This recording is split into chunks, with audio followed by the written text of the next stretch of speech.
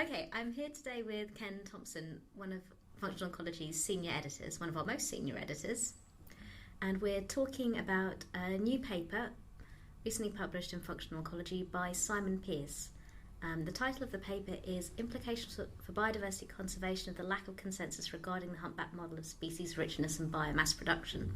So I guess the first thing is, what is the humpback model and why is there a lack of consensus? Well, the humpback model is a model which attempts to help us to understand what it is that controls species richness in small patches of herbaceous vegetation. That is the number of plant species that can actually coexist in a small patch of vegetation, which is something, frankly, that we don't understand terribly well. And the humpback model tries to help us to understand that. And it's been around for about 40 years now, at least 40 years, in fact, perhaps longer. And what it says is that if you measure biomass and you measure species richness, both of these things start off very low. In other words, when biomass is low, species richness is low.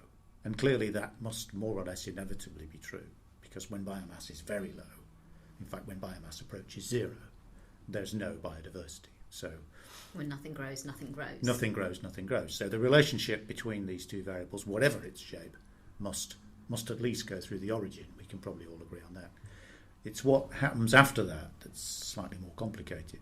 What the humpback model says is that as biomass increases to low but moderate levels, species richness also increases and reaches a peak at some fairly low level of biomass. But that as biomass continues to increase, species richness then declines. And eventually, when you get to vegetation with very high biomass, species richness declines to very low levels. So that's why it's called the humpback curve, because it's big in the middle and low at each end. It's been around for about 40 years, so why is there still a lack of consensus? Well, there's a lack of consensus for a whole bunch of reasons. Lots of people have measured these two variables because they're moderately easy to measure, and what people find is that sometimes they find a humpback relationship and sometimes they don't. And there seem to be a number of reasons for that, even if the relationship is normally found over the complete range of biomasses. One problem certainly is that local studies that look at one particular kind of vegetation type, tend not to cover a very wide range of biomasses, and therefore of necessity they're only looking at a small portion of that biomass gradient. And so depending which bit of the gradient they're looking at, it's not quite clear whether you would expect to see species richness rising with biomass or declining with biomass or not changing. So over a small range of biomasses, almost any relationship is compatible with the humpbacked model. So it's certainly true that people who look at a wide range of biomass values, and particularly people who look across very different types of vegetation and then put them all together, seem to stand a better chance of finding the humpback model than people who look at particular individual vegetation types. So, I mean, the humpback model it's a big picture thing, and when people look at small examples or smaller sections, it's just harder to determine that. Yes, it's definitely something that you would expect to see if you look at the largest range of biomass values that you can find or that are available in a particular region. It's certainly something you wouldn't expect to find if you look at only a narrow range of biomass values. 𝗧𝗵𝗶𝘀's paper is sort of a response to a 2011 science paper by 𝗿𝗲𝗏 et al. Productivity is a poor indicator of plant species richness. Have you read that paper? Could you go over it a little? Yes, I read that when it was first published. It's quite a short paper, of course, but it has a lot of authors, almost 50, I think. And that's because it's an output from a network of ecologists around the world who are working on herbaceous vegetation, grasslands essentially, but sometimes other slightly different kinds of herbaceous vegetation, usually for other purposes, usually for their own particular ecological investigations. But they've come together to try and answer some big questions by combining data from lots of sites. So the data has a very, very large data set to to work with. It's a very large data set from all over the world, although most of the data come from North America. Okay. And in 𝗵𝗵𝗶𝘀𝗶𝗃's paper, I understand he uses the data set from Adler et al. And comes to some different conclusions? Well, yes and no. The original Adler paper puts together all the data from all these different sites across the world and plots biomass against species richness, and does in fact find a humpbacked unimodal relationship, which is low at each end and high in the middle. But as they say in the paper, that relationship is not a very strong one. It doesn't explain much of the variation in the data. And they also say that if they leave out the anthropogenic vegetation in their data set, and also a single salt marsh site, although it's not very clear why you would leave out a salt marsh site, but anyway, if you leave those bits of data out, then that unimodal relationship then disappears. Why does 𝗵𝗶𝗀𝗃 have a different conclusion based on the data that he observes and that he describes in his commentary? Well, 𝗵𝗵𝗶𝗀𝗃, I should really tell you at this point what the sort of subsequent history of this science paper is, because it provoked a little bit of disagreement from people who believe rather more strongly in the humpback model than do the authors of this paper. So there has been some inconclusive debate in the pages of science. But that's as far as it goes. 𝗵𝗵𝗶𝗃 then came along, and he's at the University of Milan, although in fact he's British. And he didn't want to let the argument rest there. He felt that the argument had not really come to a very satisfactory conclusion from his point of view. And so he took the original Adler et al. Data and he conducted his own analysis with it. And the difference in what he did is that, well, he did a number of things. Firstly, he said that he wasn't really convinced that there was any objective justification for leaving out the anthropogenic grasslands from the data set. Firstly, because he wasn't terribly sure what anthropogenic actually meant, in the sense that he's not sure that anthropogenic in the modern world can really be applied as a kind of on-off either-or variable. Because, I mean... It's a bit of a broad term for... Yes. I mean, in a sense, the whole world is rather anthropogenic these days. I mean, it's quite hard to find a bit of the world that's not been modified without human influence of some sort. So I think one of his points was that anthropogenic is not a binary variable, it's a kind of continuum, and therefore actually calling some of these sites anthropogenic and others, as it were, without human influence, any human influence presumably, is never going to be strictly true. He also wondered why they'd left out the one salt marsh site, because there was no real justification for that. So he said, first of all, you have to include all the data. And the effect of that is that lengthens the biomass gradient, because as it happens, the anthropogenic sites are the highest biomass sites. This is why the humpback model that Adler et al. Find disappears if you leave them out. Okay. Because they are the only really high biomass sites in the whole data set. So the humpback model is there if you leave them in, and it disappears if you take them out. So there's an argument to be had there, which presently, is, to me anyway, seems to be not concluded. I mean, okay. I wouldn't like to say who's wrong or right, whether you take those so-called anthropogenic sites out or not. It's one of the problems of a science format paper is, of course, that, science values brevity. So a science paper is short. It doesn't go in for lengthy explanations of why particular things were done. Fortunately, we have this podcast to go into lengthy explanations. Fortunately, we have a podcast where we can take as long as we like, limited only by the patience of the listener, yes. Okay, so you were the editor for the 𝗧𝗵𝗶 commentary. When it came in, why did you think it was a particularly interesting view of the subject? Well, firstly,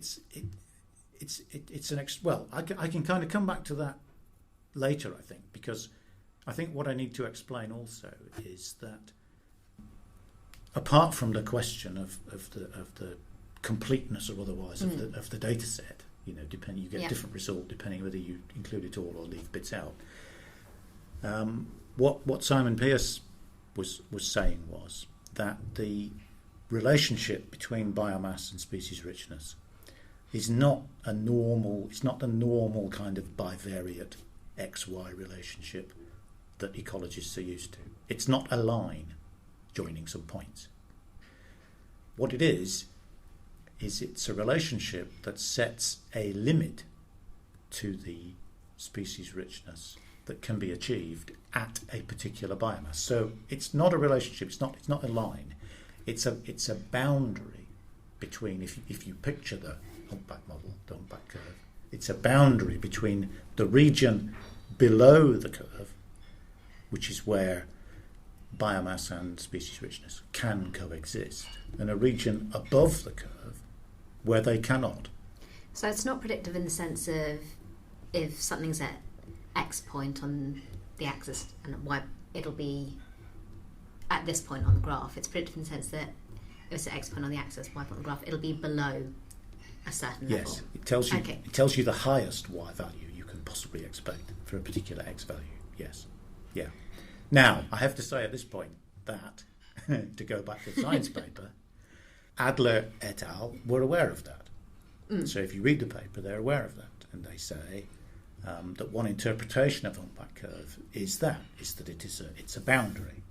Now, they said they investigated that boundary condition using quantile regression. Now, to muddy the waters at this point, it's not clear from the science paper whether they did that using the complete data set or using the edited data set with the anthropogenic points left out. They don't say. But whatever they did, that quantile regression, which is supposed to identify the boundary of this relationship, did not produce a significant relationship. 𝗧𝗵𝗶, on the other hand, has used a quite different approach, a quite different method to identify the boundary, and a much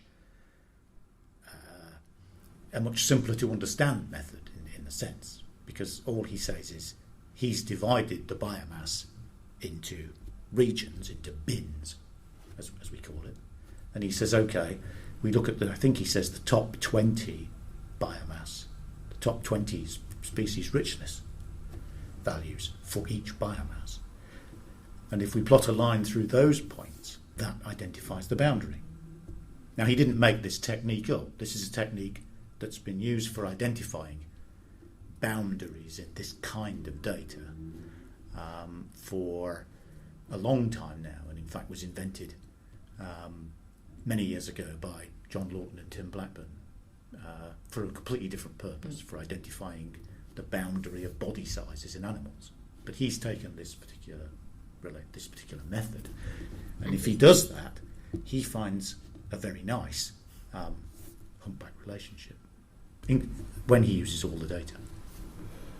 How useful do you think the humpback model is for ecologists and for related fields, for conservationists?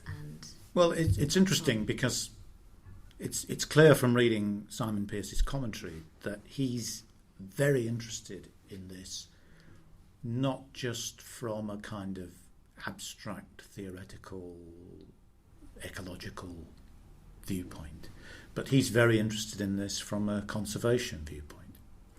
And although it would be simplistic of me, and Simon himself wouldn't do this, I'm sure, to represent this as kind of a European versus American problem here, it's certainly true that Europeans are more interested in anthropogenic grasslands as objects of conservation than are Americans. There is very little land in Europe that hasn't been, with different degrees of intensity, under human influence. Yes. Compared to certainly some areas of North America. Yeah. I mean, the point about Europe, of course, is that Europe's got lots of grasslands, but they are almost all anthropogenic. Nearly all of them would be woodland if you left them alone. Not only that, many of them are some of the most prized habitats from a conservation viewpoint. So if you think of chalk grassland, for example, in Britain, this is one of the most diverse, one of the most interesting, one of the most highly prized habitats. So Simon Pearce is coming at this very much from a conservation point of view, and he says that whatever you think of this anthropogenic, non-anthropogenic dichotomy, whether it's a dichotomy or not, from a European perspective, these highly anthropogenic habitats, they may be climatically highly unnatural. I mean, they may only be maintained by grazing or mowing, but nevertheless, they are habitats of extreme conservation significance in Europe, and understanding why some of them are very diverse and why some are not so diverse, and how to keep them diverse, is a matter of great importance. And he says that the humpback model is essentially a simple model which explains to owners and managers of these kinds of habitats how to manage them, really, to keep them in a diverse condition. And that to say that it doesn't really apply because anthropogenic grasslands don't count is not from his perspective, terribly helpful. That seems like a very thorough explanation of both papers. And is there anything else that you want to say on the topic? Well, I think the thing to say in conclusion is that I think this is a very important debate which has gone on in plant ecology for decades now, and I think the 𝗵𝗲𝗿 et al. Database is a very nice database for testing all these ideas, because it is a huge database from many different sites, recorded using a standard methodology, recorded for the purpose, unlike many previous data sets which were sort of mixed, contained different methods and so on. And therefore its interpretation is really very important. And I think what we seem to be coming down to here is an argument, is essentially in the end, well, there are two arguments. One is about this whole question of anthropogenic versus not anthropogenic, and that is unresolved. That needs to be sorted out. And the other one seems to be a statistical argument about when you have essentially, a graph that has a cloud of points, and how you separate the boundary between where those points can occur and where they can't occur is a question that clearly these two, the contestants in this argument, don't necessarily agree about. So we, as you said, we're publishing the Simon Pearce commentary. We have, of course, gone back to 𝗵𝗲𝗿 et al. For their take on the Pearce commentary, so that the debate continues. But as we speak at this minute, they've promised a reply. They've promised their own paper, but we haven't received that yet. So I can't, in a sense, this is slightly incomplete. I can't actually tell you yet what they say, what they think of Simon Pearce's commentary. So we may have to come back for you for a follow-up podcast a little bit down the line. We may well have to come back to this, and I can explain what Adler et al. Have to say about Simon's paper at some point in the future. Yes. Okay, well, thank you for joining us today. Thank you.